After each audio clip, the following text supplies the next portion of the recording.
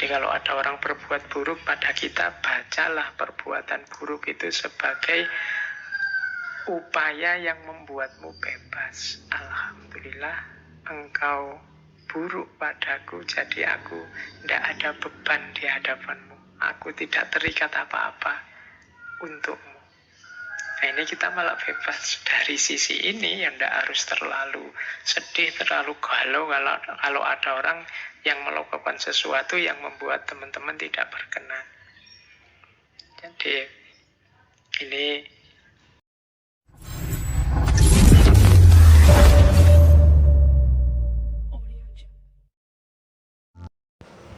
Assalamualaikum warahmatullahi wabarakatuh. sekarang hikmah di ranah sosial, hubungan dengan orang lain. Ada beberapa wasiat dan nasihat dari Imam Syafi'i yang menurut saya penting dalam rangka berhubungan dengan manusia yang lain. Ini semoga yang saya pilih ini hal-hal yang relevan untuk hidup kita hari ini.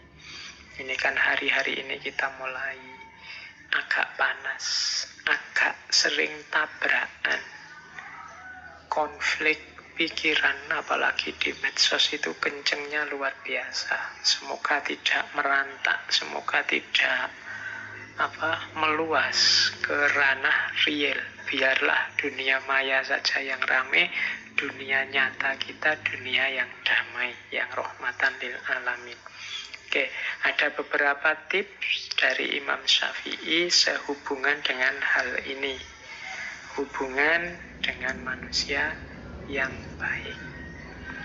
Katanya Imam Syafi'i, siapa yang menginginkan husnul khotimah di penghujung umurnya, hendaklah ia berprasangka baik kepada manusia. Husnudzon. Nah, ini jadi kunci hidup tentram. Ya kalau hidup kita tentram kan husnul khotimah. Jadi kuncinya ternyata husnudzon, prasangka baik kepada orang lain. Saya tidak tahu hari ini situasi dunia kontemporer itu sering menyeret kita untuk berprasangka buruk pada orang lain. Di luar rumah kita lebih sering merasa tidak aman dan tidak nyaman dari hadirnya orang lain. Ini membuat hidup kita tidak tentram. Maka katanya Imam Syafi'i, prasangka baik itu jadi kuncinya husnul khotimah. Kadang-kadang kita melihat teman kita melakukan apa gitu kan, ya itu sebenarnya yang dia lakukan itu biasa, tapi kan nilainya jadi positif apa negatif kadang-kadang tergantung prasangka kita. Ada temenmu tiba-tiba pagi-pagi dengan begitu rajinnya bersih-bersih kamar, bersih-bersih kos-kosan. Loh, ini kan sebenarnya hakikat perbuatannya baik, tapi kadang-kadang pikiran kita itu membunyikannya secara berbeda. Orang yang perspektifnya suudzon, ya mungkin alah cari muka, alah ada pamrihnya itu, alah hati-hati saja, mungkin dia ingin ngelirik-ngelirik di kamar-kamar kita ada apa dan seterusnya. Ini namanya prasangka buruk. Bahkan tindakan yang baik sekalipun, ya kalau pikiran kita suudzon, ya kita bunyikan dia jadi jelek. Jadi suudzon itu kan menggunakan kacamata buruk, sehingga apapun akan kelihatan buruk, bahkan yang baik-baik. Ada temenmu tiba-tiba rajin ke masjid, ya engkau melihatnya ala pencitraan, ala itu tobat yang terlambat itu, ala macam-macam. Jadi begitu kacamata yang kita pakai adalah kacamata kebencian, kacamata suudzon, maka apapun yang terlihat akan berbunyi buruk dan layak kita benci.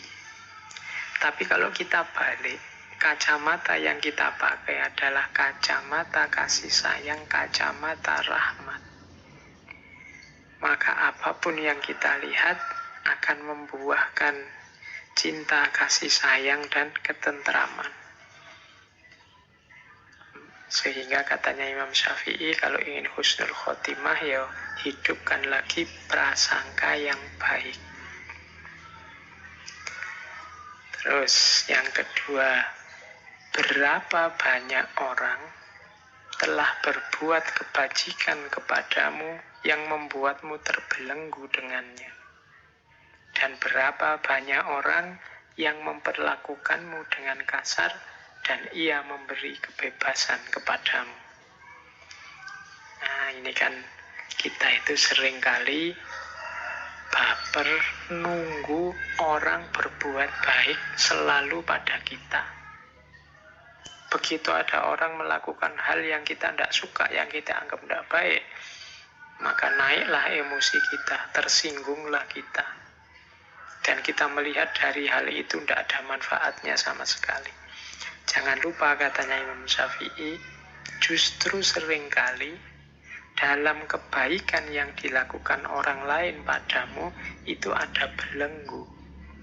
Sementara dalam kekasaran, dalam kejahatan atau keburukan yang dilakukan orang lain padamu, di situ ada kebebasan.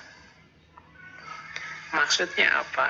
Ya ini logikanya, kalau ada orang berbuat baik pada kita, kan detik itu juga kita dituntut juga untuk melakukan hal yang baik yang sama, untuk melakukan kebajikan yang setara. Kita tidak boleh menyakiti dia, kita tidak boleh melakukan hal-hal yang membuatnya tidak berkenan. Ini kan jenis-jenis belenggu. Akhirnya ya kita harus ngatur kata-kata, ngatur tindakan, ngatur perilaku di hadapan dia. Wong dia sudah baik kepada kita. Jadi seringkali kebaikan justru membuahkan belenggu. Sementara kepada orang yang tidak baik pada kita, kita kan tidak merasa punya tanggung jawab juga untuk peduli padanya, untuk tanggung jawab terhadap kehidupannya dan lain sebagainya. Justru kita bebas di hadapan dia. Ini nasihat ini sebenarnya untuk melonggarkan hati kita, untuk tidak putus asa dan pesimis kalau ada orang berbuat jelek pada kita. Jadi kalau ada orang berbuat buruk pada kita, bacalah perbuatan buruk itu sebagai upaya yang membuatmu bebas. Alhamdulillah, engkau buruk padaku, jadi aku tidak ada beban di hadapanmu. Aku tidak terikat apa-apa untukmu.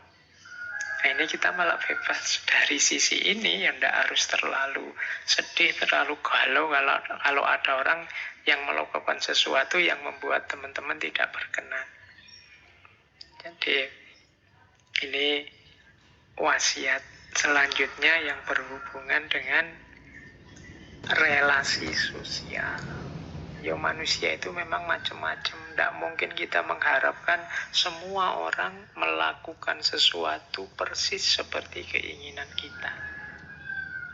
Akan ada dan bahkan mungkin akan banyak orang ya menjalani hidup versi mereka sendiri-sendiri yang tidak selalu cocok dengan kita.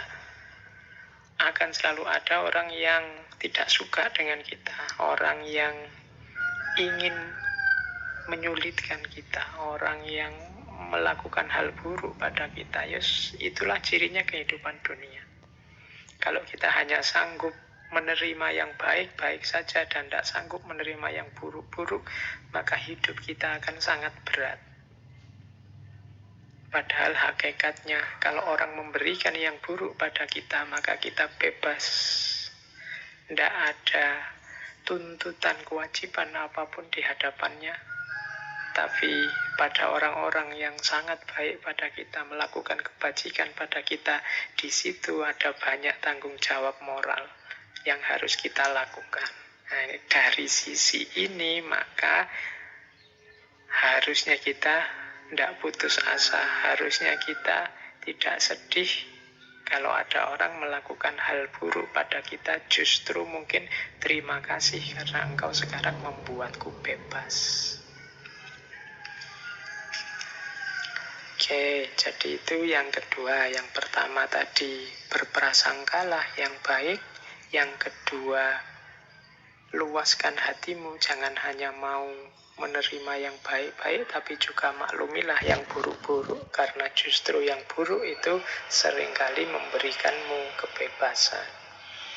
Yang ketiga, sebesar-besar aib adalah engkau mengira keburukan orang lain, sedangkan keburukan itu sendiri terdapat dalam dirimu.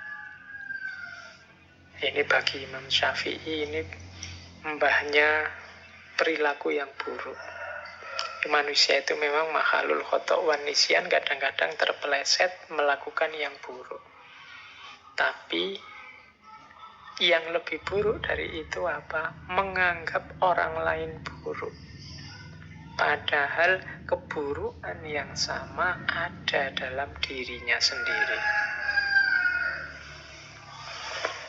Melarang orang mencaci maki, tapi dia sendiri melakukan caci maki. Nah, ini mengira keburukan di orang lain, padahal dalam dirinya sendiri juga subur. Mencela orang lain yang tidak menepati janji, padahal dia sendiri sering tidak menepati janji. Kecewa kalau ada orang tidak tepat waktu, padahal dia sendiri sering tidak tepat waktu. Nah, ini katanya Imam Syafi'i sebesar-besar aib. Hati-hati. Oh, ini kalau kita menasehati orang untuk tidak melakukan keburukan, padahal keburukan itu kita lakukan juga, ya. Selain nasihat kita tidak akan masuk pada orang itu, kita sebenarnya juga sedang menghinakan diri kita sendiri. Jadi nasihatnya Imam Syafi'i ini adalah kita harus introspeksi sebelum mengingatkan orang lain, sebelum menegur orang lain, sebelum melaporkan orang lain.